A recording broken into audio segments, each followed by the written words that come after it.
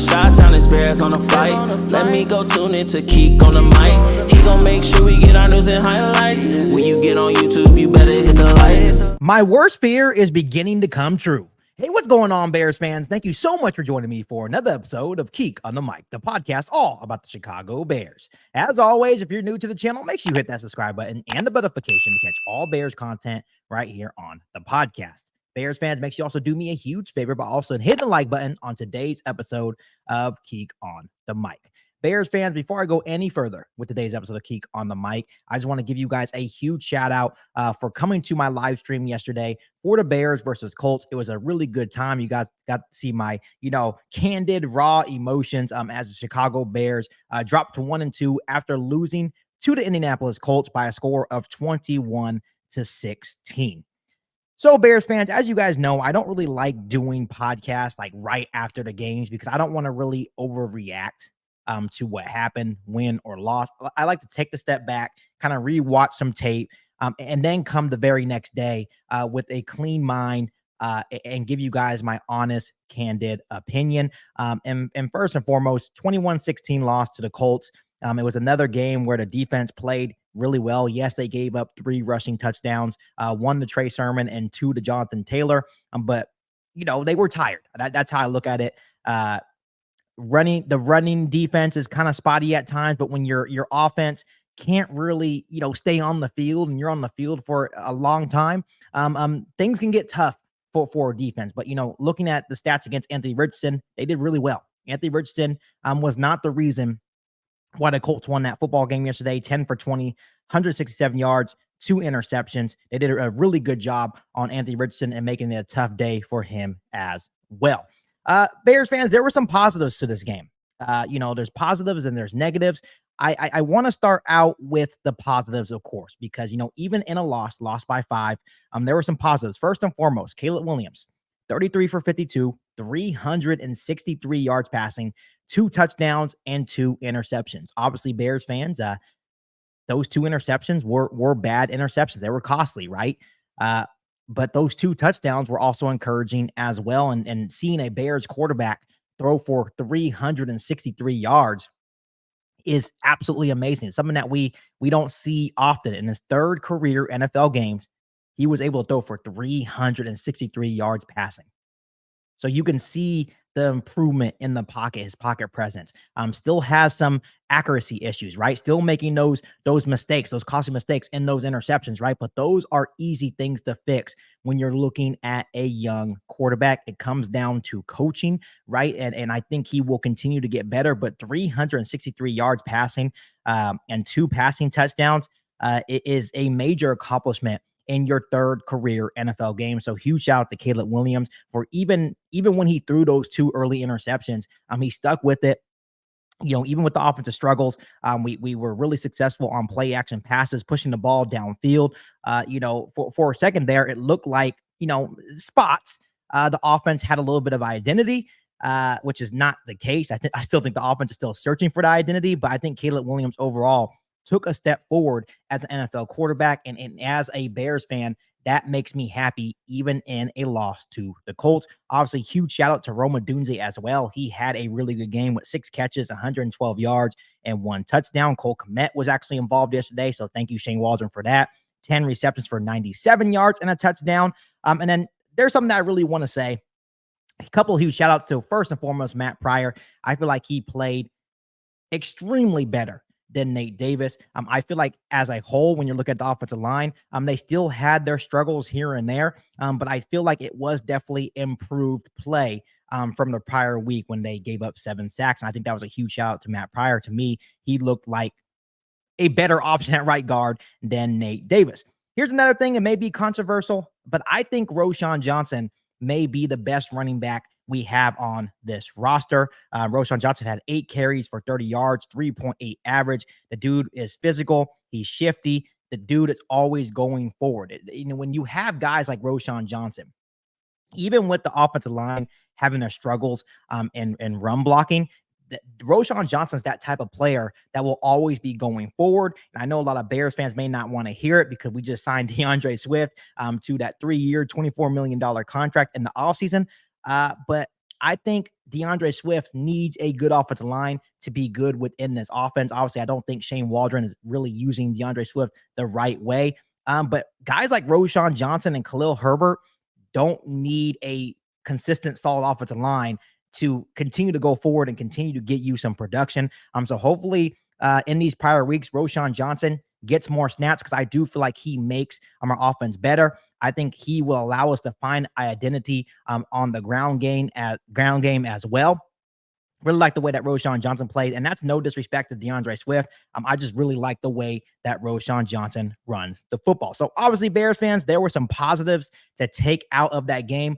But now let's talk about the negatives. And, obviously at the start of this video, I said my worst fear is coming true as a Bears fan, because prior to the season, the two things, even through all the hype and expectations, the two things that most analysts would say or other NFL fans would say on the Bears and their reasonings why the Bears wouldn't be able to take the next step this season is the offensive line issues and the inconsistent coaching. So now we're looking at the offensive line. We talked about them. I feel like they did improve yesterday, especially with Matt Pryor playing at right guard. But now let's really look at the coaching. And we're talking about Shane Waldron and Matt Eberflus. So starting off with Matt Eberflus, obviously with Matt Eberflus, he is the head coach of the Chicago Bears. There has been some questionable calls on his part in terms of, timeouts taken, or maybe throwing the challenge flag, or maybe even defending some of the play calls that Shane Waldron has made over the first 3 weeks of the season. For example, when Caleb Williams threw that touchdown pass, his first career touchdown pass to Rome Odunze, really good throw, really good catch by Rome Odunze. Really happy for both of those rookies. There was a little bit of blunder by the Chicago Bears coaching staff, headlined by Matt Eberflus. Matt Eberflus instantly used a timeout because he wasn't sure if he wanted to go for one or two, kept going back and forth, and he burned to me, a very crucial timeout that could have been used later on in this football game. So that was crucial. The week before that, against the Houston Texans, he threw two challenge flags that didn't even need to be challenged, right? Plays that didn't need to be challenged. They were as clear as day on one. For example, on the Stephon Diggs catch, both feet were in. He still threw the challenge flag, and he was standing right in front of Stephon Diggs, right? And then he threw another challenge flag as well, wasted two perfectly good timeouts. It's just these blunders as a head coach, right? That the mistake that you can't really be making. I know a lot of people will say, well, Matt Eberflus has the defense balling, which is true. But at the end of the day, he is not the defensive coordinator. He is the head coach of the Chicago Bears. And what's starting to concern me is this next point, and he is responsible for this as well, and that is hiring of Shane Waldron. And this is the reason why I didn't record yesterday, because if I came on here yesterday, I would say, hey, Shane Waldron needs to be fired. He needs to be this. He needs to be that. I didn't want to overreact. I don't think Shane Waldron needs to be fired, but I think Shane Waldron needs to call better play. So everyone knows what's coming. Two plays that really bother me. 4th and goal on the 1-yard line. He opts to do a speed option to the left where it's a toss to the DeAndre Swift, and it gets absolutely blown up. And if you guys watched my live stream yesterday, I said that is really your best play call on 4th and goal from the 1-yard line. And the fact that we couldn't get 1 yard, I think we had like a couple opportunities to get 1 yard for the touchdown, and we couldn't get it. So that was obviously some on the offensive line, but that last play call was absolutely terrible. I talked to my dad this morning, and we both agreed that we would have been more happy if you would have just put Roschon Johnson in there, in I formation, right, on 4th and goal from the 1-yard line, and try to get 1 yard by just physical running the football downhill. If the Colts stop you there, then that's totally fine, okay? But that was an abysmal play call. There was no way that could have been your best play call on 4th and goal from the 1-yard line. And even after the game, Matt Eberflus actually kind of defended that play call a little bit, right? And that's what really bothers me about coaches, that sometimes they don't take accountability, right? They don't take accountability in their actions. They don't take accountability on some of the calls that they make that can really, change the trajectory of this football game, right? And it did. That was a huge stop for the Colts. And it's just mind-blowing to me. And I don't think Shane Waldron should be fired, but that play has to be thrown out the window, because just like Matt Forte came on social media, says you only call that play as if you have a good offensive line. If you rewind the play, all 5 of our offensive linemen were on the ground within seconds. Within seconds, 5 Colts defenders were running at DeAndre Swift. DeAndre Swift had absolutely no chance. The Bears needed 1 yard. 1 yard on 4th and goal from the 1 yard line to score a touchdown. We end up losing 12 on the play. There's absolutely no excuse. A huge play. That was a huge play in the game that could have changed multiple things, changed the outcome possibly of that football game. But the inability of our offensive line to be able to block to get our offense 1 yard for a touchdown, and just the horrendous play calling by Shane Waldron, just the worst play call I've ever seen at the goal line, ever. That's one play. The second play that really bothered me, and this is 2 weeks in a row. 2 weeks in a row, he expected Cole Kmet to block, to me, 2 very good edge rushers. Last week, he expected, Cole Kmet to motion over and chip block Will Anderson Jr. Obviously, we knew the outcome of that. That didn't work. And then tell me he runs the same exact play this week, 14-9. The Bears look like they're finally gaining momentum on offense. He has Cole Kmet, I believe, motion over, 14-9, and try to chip block Leatu Latu. We all know the outcome of that. Leatu Latu was way too fast for Cole Kmet. Gets the strip sack on Caleb Williams, and that leads to the gut punch touchdown by, I believe it was Jonathan Taylor or Trey Sermon, to go up 21-9 on the Chicago Bears. Once again, a huge play in that football game by Latu. But to me is, why are we continuing to, I guess, trust Cole Kmet to be able to block these edge rushers? The design just wasn't there, right? If it doesn't work one time, maybe it's not going to work the second time. Just those 2 plays in particularly just really bothered me in yesterday's loss to the Colts. Another thing that really bothers me, I said this was a positive, but this is something that I definitely wanted to bring up. The fact that, Caleb Williams went 33 for 52 is great. 363, great. 2 touchdowns, that's really good. He improved as a quarterback.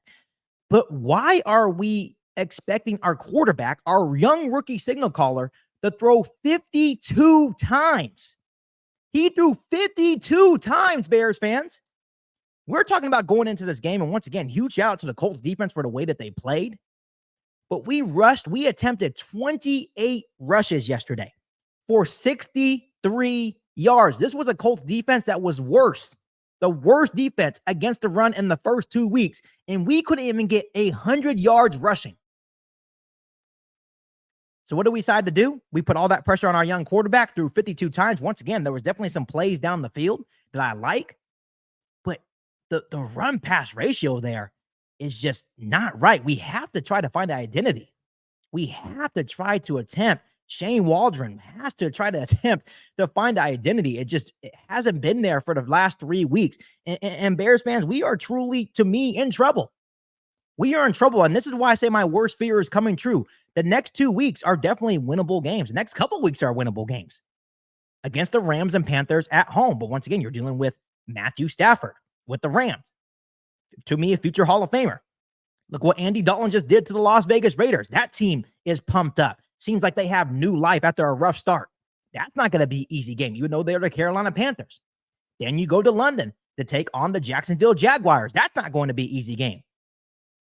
And then you go on your bye.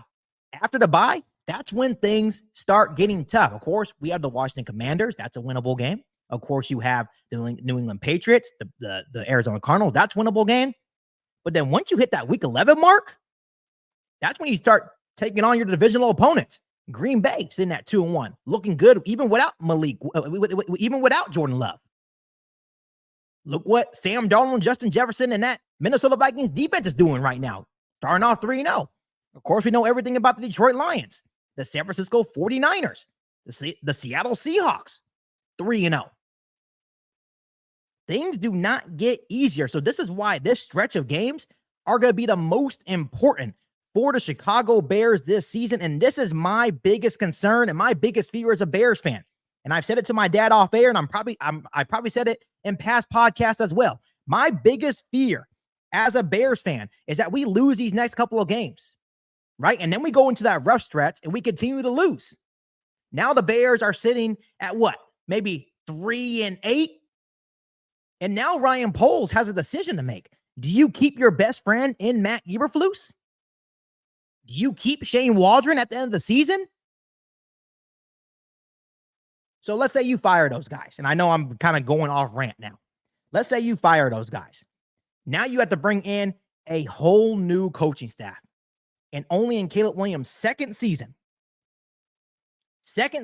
with the Chicago Bears, he would have a whole new coaching staff. He would have to learn a whole new offense. And granted, there's some guys out there that I would love to see as the Chicago Bears' next head coach if things don't work out with Matt Eberflus. Ben Johnson, the offensive coordinator from Houston. There's definitely some guys out there, but that's not the point. The point is that this is not what I wanted when Matt Eberflus drafted his quarterback, when Ryan Poles drafted his quarterback. Things have to get better in a quick and a hurry in regards to Shane Waldron, because at the end of the day, granted how the defense is doing and how much you guys want to praise Matt Eberflus hired Shane Waldron. He hired Luke Getsy. And right now, the Bears offense has no identity. I don't want Caleb Williams to have to go through the same thing as Justin Fields, as Mitch Trubisky, going through different coaches. I want continuity, and I know that's what Ryan Poles is trying to do, but if Matt Eberflus is still showing these mental lapses as a head coach, if Shane Waldron is unable to get an offensive identity, put Caleb Williams in good situations moving forward, I'm not confident in the coaching staff if that continues to happen. So that is why it's my worst fear as a Bears fan. And quite frankly, if it wasn't for our defense, Bears fans, the Bears could easily be 0-3. And I know we can flip the coin here and say, yeah, the Bears could easily be 2-1 as well, or 3-0. But we can also say the Bears can easily be 0-3 if it wasn't for Will Levis just being dumb. So to say that I'm concerned is an understatement. So these next 2 weeks for the Chicago Bears, especially on offense, I'm not worried about the defense. They need to figure this out in the next couple of weeks. It is crucial. It is crucial that they figure out in these next couple of weeks and get some big wins in these next 4 or 5 weeks. Because once we hit week 11, we play Green Bay twice, Minnesota twice, the Lions twice, add in the 49ers, the Seattle Seahawks. It's going to be a tough stretch. So games like this, even though we saw some improvement from our quarterback, we have moral victories here. It's a tough loss to take. But once again, I think what's still holding us back is the inability of our coaches. So when you're looking at the Chicago Bears, if our coaches can get it together, if our offensive line can continue to improve, this Bears team has some possibilities. But until then, my confidence about the Chicago Bears right now is really 50-50. We have a very good, talented young football team, but will the coaches continue to disable that? Will they continue to disable the talent that we have on this roster? Coaching matters, Bears fans. It really does. So that is why it's my worst fear that Matt Eberflus and Shane Waldron, if they don't get it together, they can really mess all of this up. A good team that we once thought could really push for a maybe playoff push, right? And I know it's still early in the season. They still have time to right their wrongs and get better. But if it continues like this and how they coach,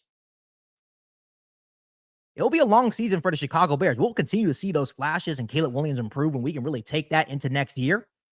But to me, if we're still seeing this, Matt Eberflus and Shane Waldron will very well, to me, if I was GM, taking our relationships out of it, talking about, Ryan Poles now, they would very well be on the hot seat if I was the general manager of the Chicago Bears. So things need to change in terms of coaching in a quick and a hurry. We want to see this team be successful, not only this year, but moving forward. Not sure how you guys feel about that. Comment down below if you think that if things keep going this way in terms of coaching, if you think Matt Eberflus and Shane Waldron will be on the hot seat. Not saying they should get fired yet, but to me, the clock is definitely ticking. But as always, Bears fans, make sure you continue to hit that subscribe button and the notification to catch all Bears content right here on the podcast. Make sure you follow me on all my social media platforms, and make sure you share this episode of Keek on the Mic with every single Bears fan that you know. Other than that, be back for all new Bears podcasts right here on Keek on the Mic. Thanks, guys, and as always, bear down. You ain't bout it, you ain't bout it, you ain't kick on the mic. You ain't bout it, you ain't bout it, you ain't kick on the mic. You can go and subscribe, cause I be on it right. You ain't bout it, you ain't bout it, you ain't kick on